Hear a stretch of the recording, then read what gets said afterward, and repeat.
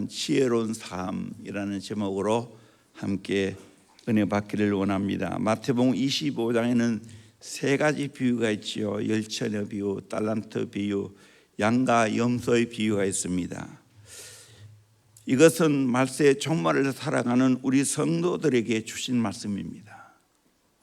비유는 목적이 있습니다. 한 가지 목적이 있습니다.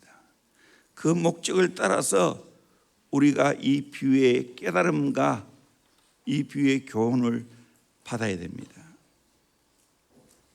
말세 때 우리의 사명이 무엇인지를 분명하게 말씀해 주고 있습니다.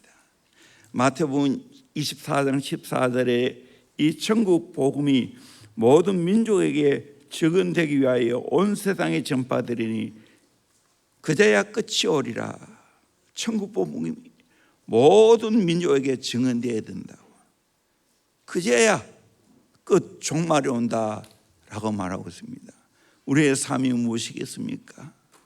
복음을 땅 끝까지 증거하는 것이 우리의 사명인 줄로 믿습니다. 믿습니다. 아멘.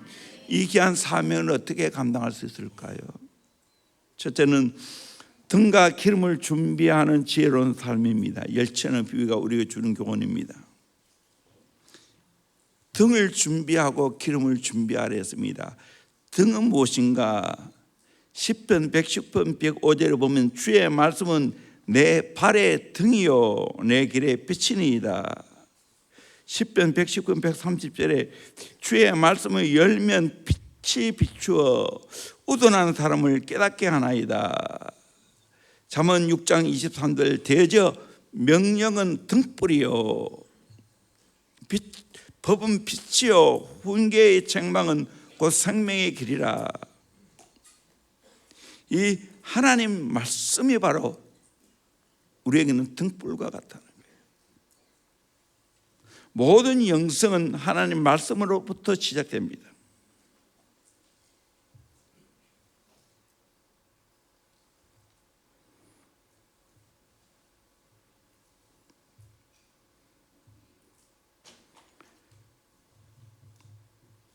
이걸 우리가 확실히 알아야 됩니다.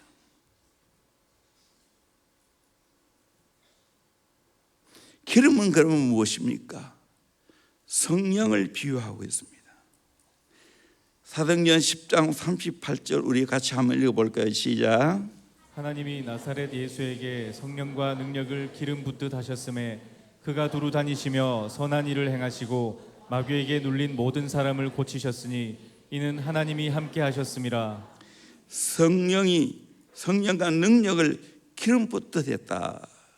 고린도후서 1장 21절에도 우리에게 기름을 부으신 이는 하나님이시니, 고린도후서 1장 22절에 그가 또한 우리에게 인치시고 보증으로 우리의 마음에 성령을 주셨느니라. 성령의 기름을 채워야 하는 겁니다. 말씀의 등불을 준비하고 성령의 기름을 채우는 것이 종말을 준비하는 우리의 태도입니다. 등도 있고 기름도 있어야 됩니다. 둘 중에 어느 하나도 없으면 안 된다는 사실입니다. 저와 여러분을 살리고 가정을 살리고 교회를 살리고 민족을 살리는 비결은 말씀과 기도로 끼어 있어야 됩니다. 초대교회는 이 두 가지가 다 있었습니다. 사도행전 6장 7절에 보면 하나님의 말씀이 점점 왕성하여 예루살렘에 있는 제자의 수가 더 심히 많아지고 허다한 제사장의 무리도 이 도에 복종하니라. 하나님의 말씀이 점점 왕성했다고. 그리고 사도행전 4장 31절에 보면 빌기를 다음에 모인 곳에 진동하더니 무리가 다 성령이 충만하여 담대히 하나님의 말씀을 전하니라. 성령이 충만했고 성령 충만하니까 담대히 말씀을 전했습니다. 이것이 초대교회의 모습입니다. 어떤 분이 기독교 2000년 역사를 이렇게 표로 정의해놓은 걸 봤습니다. 참 바로 알았다 생각이 듭니다. 초대교회 시대는 말씀이 왕성했습니다. 성령도 충만했습니다. 그래서 영성이 불타는 교회였습니다. 중세 교회는 말씀도 상실되고 성령도 상실되었습니다. 그래서 영적인 암흑기가 되었다는 거예요.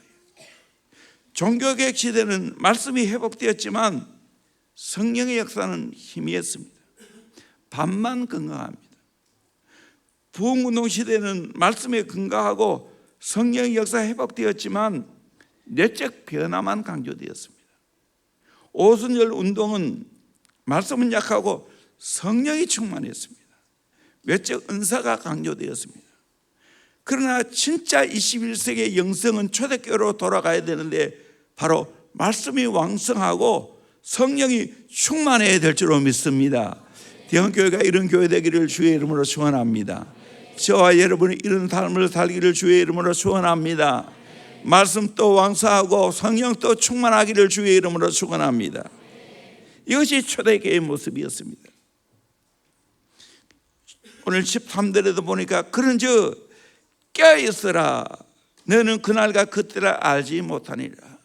언제 주님 재림하실지 모르기 때문에 깨어있으라는 거예요. 졸면 안 된다는 거예요. 마태복음 24장에도 42절에 그러므로 깨어있으라 어느 날에 너희 주가 임할는지 너희가 알지 못함이라. 43절에 너희도 아는 바니 만일 집주인이 도둑이 어느 시점에 올 줄을 알았더라면 깨어있어 그 집을 뚫지 못하게 하였으리라. 이러므로 너희도 준비하고 있으라. 생각하지 않은 때에 인재가 오리라. 늘 준비하고 있으라는 거예요. 우리가 생각지 않은 때에 주님 오신다는 거예요. 그러므로 우리는 항상 깨어있어야 돼요. 병행구전이 누가복음 21장에도 너희는 스스로 조심하라. 그렇지 않으면 방탕함과 술취함과 생활의 염려로 마음이 둔해지고 뜻밖의 그날이 덕과 같이 너희에게 임하리라. 이 날은 온 지구상에 가는 모든 사람에게 임하리라. 그러므로 너희는 장차올 이 모든 일을 능히 피하고 인자 앞에 서도록 항상 기도하며 깨어있으라 하시니라. 따라합니다. 항상 기도하며 깨어있으라. 아멘. 이것이 바로 열천의 비유가 주는 교훈입니다. 말씀의 등으로 기름을 채워서 늘 깨어있는 삶을 살아가야 됩니다. 열매이 똑같이 졸았지만 5천에는 기름을 준비했기 때문에 벌떡 일어나서 등불을 켰습니다. 깨어있는 겁니다. 오늘 또 우리는 이 땅에 살지만 언제나 깨어있어야 됩니다. 그래서 세상의 모든 것들을 조심해야 됩니다. 빠져 살면 안 됩니다. 오늘 또 요한계시록에 큐티를 했는데 이 바벨론 같은 이 세상은 얼마나 사람을 유혹하는지 모릅니다. 돈이 최일입니다.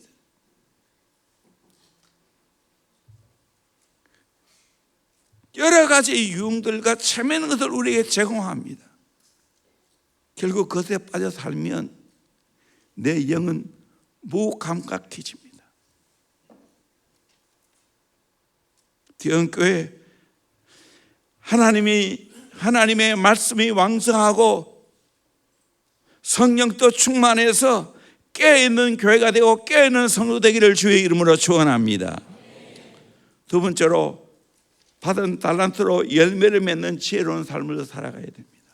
달란트 비유입니다. 14절에서 30절까지 말씀인데 잘 알고 있는 말씀이기 때문에 말씀이 있는 것은 생략하겠습니다. 핵심이 뭐냐? 하나님이 재능대로 달란트를 맡겼다는 거예요. 5달란트, 2달란트, 1달란트. 근데 그 1달란트도 적은 액수가 아닙니다. 6천 데나리온입니다. 한 데나리온은 하루 장정이 풍사입니다. 그러면 6천 데나리온은 6천 일을 일해야 벌 수 있는 돈입니다. 20년 일해야 벌 수 있는 돈입니다. 그러면 엄청난 거죠. 그럼에도 불구하고 이 1달란트 받은 종은 비교하고 핑계대고 주인을 탓하고 결국은 땅에 묻어두었습니다. 그래서 악하고 게으른 종이라고 호되게 책망합니다. 여러분, 악한 것, 게으른 것 똑같습니다. 게으른 것이 악한 것이고 악한 것이 게으른 겁니다. 게으른 것을 여러분 대수롭지 않게 여기면 안 됩니다. 그러나 5달란트, 2달란트 받은 종들은 주인이 돌아왔을 때 또 5달란트, 2달란트 남긴 것을 보고 똑같이 칭찬했습니다. 착하고 충성된 종아. 그러면서 주인의 즐거움에 참여하겠다고 말합니다. 또 더 많은 것을 맡겨주겠다고 말했어요. 우리가 어떻게 해야 되겠습니까? 하나님이 내게 맡겨진 이 달란트를 가지고 열심히 장사하고 열심히 충성해서 이윤을 남겨야 됩니다. 열매를 남겨야 됩니다. 아멘. 이 받은 달란트로 무엇에 대해서 충성합니까? 복음사에게 충성해야 됩니다. 사도행전 1장 8절을 보면 오직 성령이 너에게 임하시면 너희가 권능을 받고 예루살렘과 온 유대와 사마리아와 땅끝까지 이르러 내 증인이 되리라 하시니라. 사복음서가 다 우리에게 마지막에 결론적으로 말하는 게 뭡니까? 복음사에 가라는 거예요. 제자를 삼으라는 거예요. 내 받은 은사와 달란트를 가지고 복음사에 가야 된다는 거예요. 제자 삼아야 되는 거예요. 마태복음 28장 15절에 제자를 삼으라. 마가복음 16장 15절에는 만민에게 복음을 전파하라. 누가복음 24장 47절에는 모든 민족에게 전파될 것이 기록되었으니 모든 민족에게 복음을 증거해야 된다는 거예요. 신학자 에밀 브루너가 말하는 것처럼 불은 타야 부르듯이 교회는 전도하고 선교해야 교회라는 겁니다. 교회는 이 영혼 구원의 열정이 있어야 됩니다. 그 영혼 구원하는 예수의 제자를 키우는 것이 교회의 사명입니다. 하나님이 우리에게 맡겨진 달란트를 가지고 열심히 영혼 구원하고 열심히 예수 제자를 삼아야 됩니다. 이 우리의 사명입니다. 먹고 마시고 하는 것이 우리의 사명이 아닙니다. 누구나 다 하는 겁니다. 일본 목사님이 한국에 방문했습니다. 한국 교회 이것저것을 돌아보았습니다. 여러 교회를 돌아보고 새벽 기도하고 철학 기도하고 현장까지 가보고 기도원 또 신학교도 가보았습니다. 일본 목사님이 물었습니다. 목사님, 한국 교회를 돌아본 소감이 무엇입니까? 한국 교회는 기도하는 교회라는 강한 인상을 받았습니다. 얼마나 뜨겁게 기도하는지요. 일본은 이런 것이 별로 없습니다. 감동적입니다. 그것 말고 또 다른 느낌 받은 것이 없습니까? 글쎄요, 있기는 합니다만 말씀해 주시오. 솔직히 말씀드린다면 한국 교회는 기도하는 교회인데 언제 일어나 일터로 갈지 모르겠습니다. 그 기도가 사명과 사역으로 연결되어 있는지 보기 어렵다는 것을 지적했습니다. 우리가 뜨겁게 기도하고 강력한 영성을 가졌다면 현장에서 복음 사역을 해야 된다는 거예요. 전도하고 영혼 구원을 위해서 힘써야 하는 겁니다. 하나님의 은혜로 한국교회가 선교 140년 만에 많은 부흥을 가져왔죠. 그리고 교회가 한참 붕대할 때 땅끝까지 선교하는 그 선교의 불이 붙었습니다. 그래서 많은 한국교회가 열심히 선교사를 파송했습니다. 대부분 우리 또래입니다. 정말 많은 분들이 선교사로 갔습니다. 지금은 젊은이가 선교사로 가는 경우가 힘이 없어요. 그리고 한국교회가 점점 쇠퇴해서 선교 사역을 감당하기 힘든 교회가 되어져 가고 있습니다. 이때 어떻게 해야 됩니까? 다시 하나님이 주신 재능대로 이 달란트를 가지고 영혼을 구원하고 이 땅에서 영혼을 구원하고 세계 수많은 영혼을 구원하는 역사가 있어져야 될 줄로 믿습니다. 초대교회 보세요. 받은 달란트를 가지고 어떻게 했습니까? 이윤을 많이 남겼습니다. 다시 말하면 많은 영혼을 구원했습니다. 사도행전 2장 41절에 신도의 수가 3,000이나 다 하더라. 47절 주께서 구원받은 사람을 날마다 다하게 하시니라. 6장 7절 제자의 수가 더 심히 많아지고 허다한 제사장의 무리도 이 도에 복종하니라. 보세요.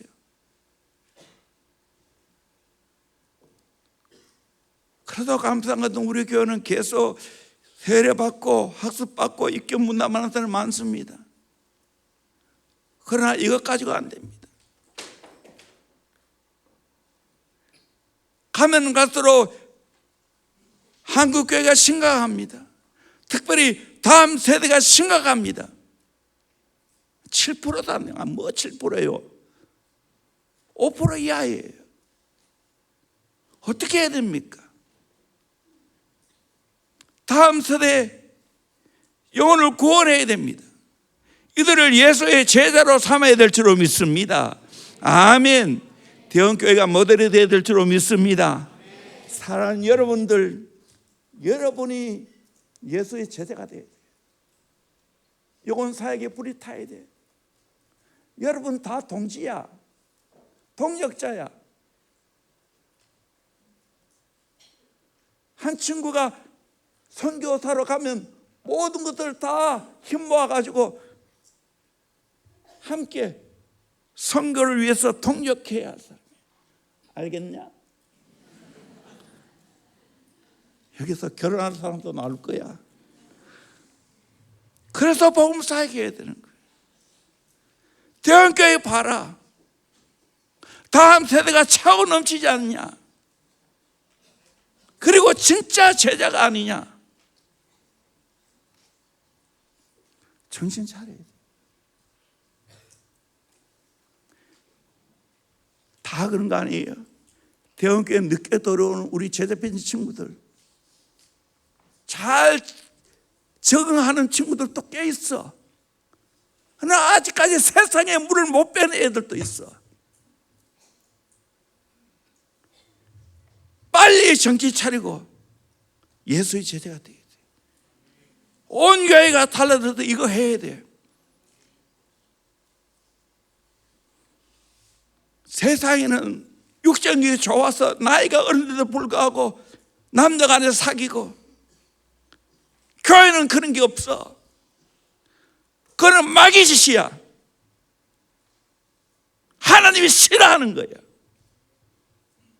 마귀 좋아하는 거 하면 되겠어? 좋지 않은 그 문화를 가지고 교회에 들어오면 안 되는 거야.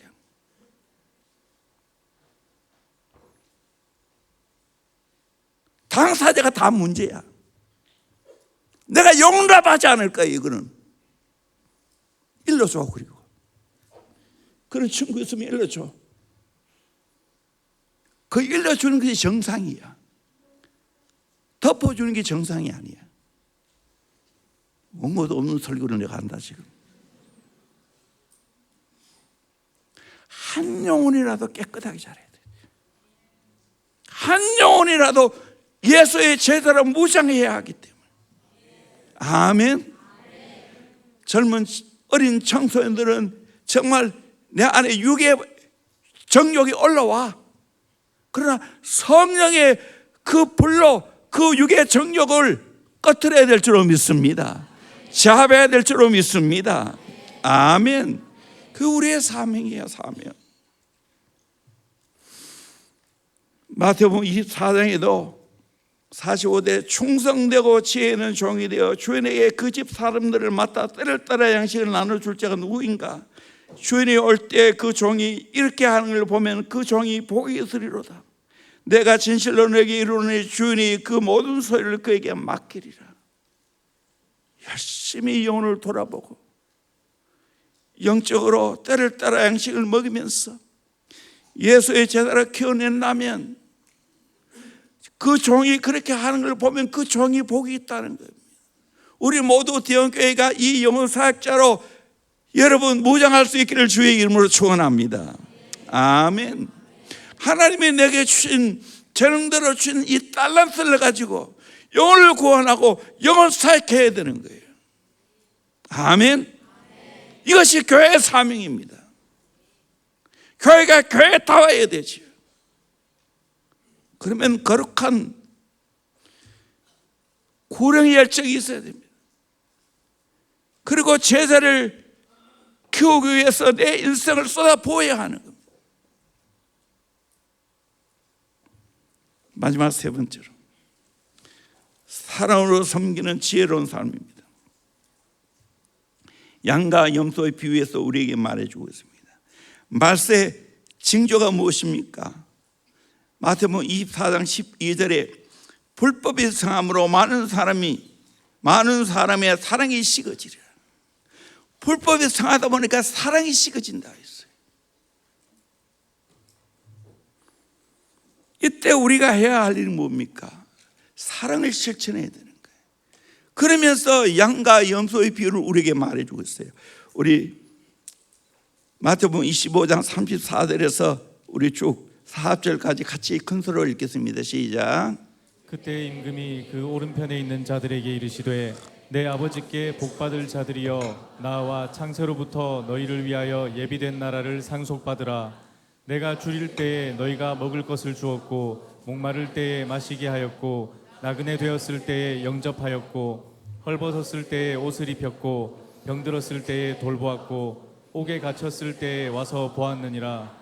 이에 의인들이 대답하여 이르되 주여 우리가 어느 때에 주께서 줄이신 것을 보고 음식을 대접하였으며 목마르신 것을 보고 마시게 하였나이까. 어느 때에 나그네 되신 것을 보고 영접하였으며 헐벗으신 것을 보고 옷 입혔나이까.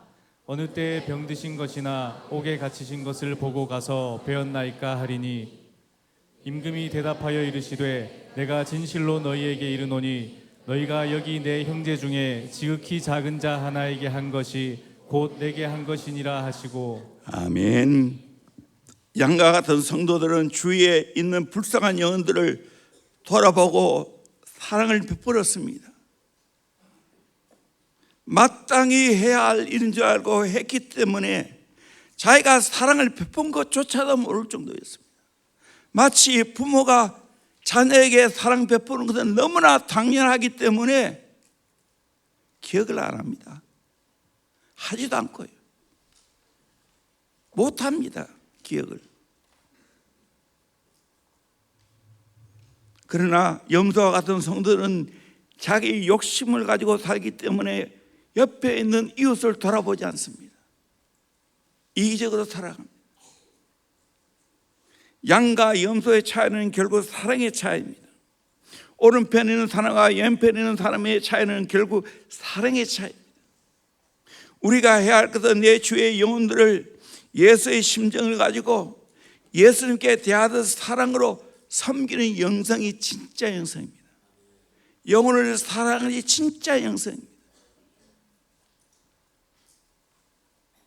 하나님이 세상을 이처럼 사랑하다 독생자를 주셨으니 이는 저를 믿는 자마다 멸망치 않고 영생을 얻게 하시며. 요한복음 3장 10절. 우리는 요한 1서 3장 16절. 우리가 이로써 사랑을 알고 형제를 위하여 목숨을 버리는 것이 마땅하니라. 요한 1서 3장 16절. 예수의 사랑을 내가 경험했다면 형제를 위해서 그렇게 해야 한다는 겁니다. 이사야 58장 6절 7절 말씀 같이 봅시다. 시작.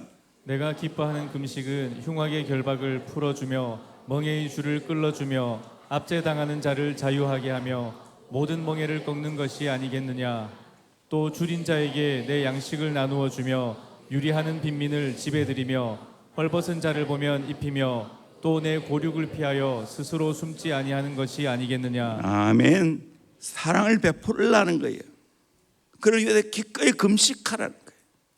그래서 흉악의 결박을 풀어주고 멍에의 줄을 끌어주며 앞제당한 자를 자유케 하며 모든 멍에를 꺾어주라는 거예요. 줄인 자의 양식을 나눠주고 유리하는 빈민을 집에 들여 먹이고 헐벗은 자를 보면 입히고 고르기 힘들고 어려울 때 숨지 말고 그를 도와주라는 거예요. 사랑을 베풀라는 거예요. 요한일서 4장 12절에 어느 때나 하나님을 본 사람이 없으되 만일 우리가 서로 사랑하면 하나님이 우리 안에 거하시고 그의 사랑이 우리 안에 온전히 이루어지느니라. 그의 성령을 우리에게 주심으로 우리가 그 안에 거하고 그가 우리 안에 거하신 줄 아느니라. 서로 사랑하면 하나님이 우리 안에 거하시고 그의 사랑이 우리 안에 이루어진다는 겁니다. 사랑해야 돼요. 가장 가까운 사람을 사랑해야 되는 거예요. 부부가 서로 사랑해야 돼요.